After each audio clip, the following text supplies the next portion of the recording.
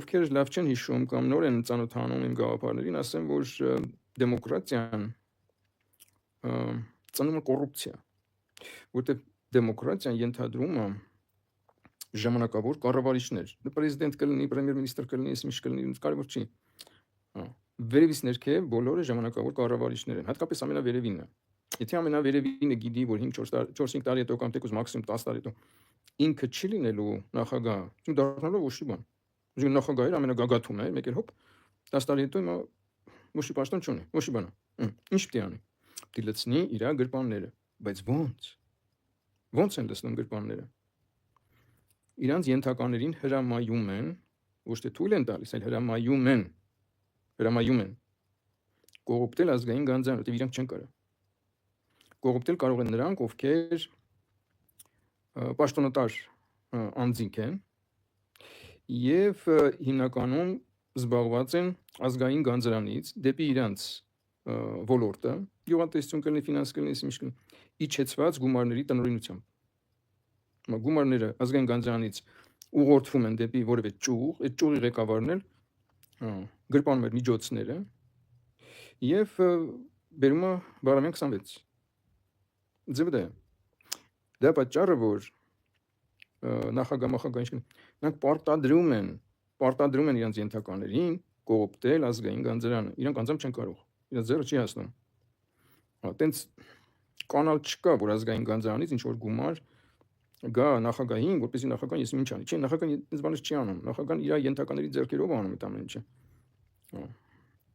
Ինչ որ բան կառուցել, ինչ որ բան վերանորոգել, ինչ որ ոլորտի վրա ծախսել, առողջապահության, թե սիմնչի, նշանակություն չունի ինչ ոլորտի վրա։ Պետական բյուջեն, որ հաստատվում է, ամեն ոլորտի ինչ որ գումար է հատկացվում։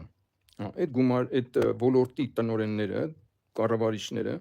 նրանք միայն կարող են այդ գումարները գրպանել։ Տարբեր ձևեր ունեն։ Գրում են թե արել են չեն անում այդ փողը գրպան։ Սովետական տարիներից նույն պատմությունն է։ Պետական բյուջեից գալիս է, չգիտեմ, ինչ որ հիվանդանոցի վրա, դպրոցի վրա, ինչ որ գումար, որ պետք է վերանորոգվի դպրոցը, դպրոցը չեն վերանորոգում, բայց գրում են թե վերանորոգել են, գումարները վերցնում են։ Նույնը կատարվում է հիմա։ Ուրիշ ձև չկա։ Դե կաշառակերություն իր հերթին, դա միշտ է եղել կոռուպցիան, պաշտոնի չարաշահում, այդ բոլոր իրար հետ մեծ գումարներ անում եւ դրանք գնում են գլխավոր նախագահին։ Վերջացավ դա է ձևը, ինքը անձամբ չի կարող իր ձեռները կեղտոտի, չի կարող մտցնի ազգային գանձարան։ Հասկանալի է։ Ազգային գանձարանից գումարներ կարող է հանի միայն իր ենթակաների, տարբեր ոլորտների կառավարիչների ձեռքերով։ Դրա համար ճամադաններով բերում էին Բարամյան 26։ Մի խոսքով դեմոկրատիան առաջաբերում կոռուպցիա։ Եթե ուզում են կոռուպցիա չլինի, ապա պետք է վերացնենք դեմոկրատիան։ Երկիրը պետք է ունենա հիմնական տեր, եւ այդ տերը պետք է իմանա, որ իր իշխանությունը ժառանգաբար փոխանցելու է, այլապես կկողոպտի։ Եթե միապետ իմանա, որ իր մայից հետո իր որդին չի լինելու, երկրի ղեկավարը, ոչի բան լինելու, ինքն էլ իր որդին էլ, ապա կկողոպտի։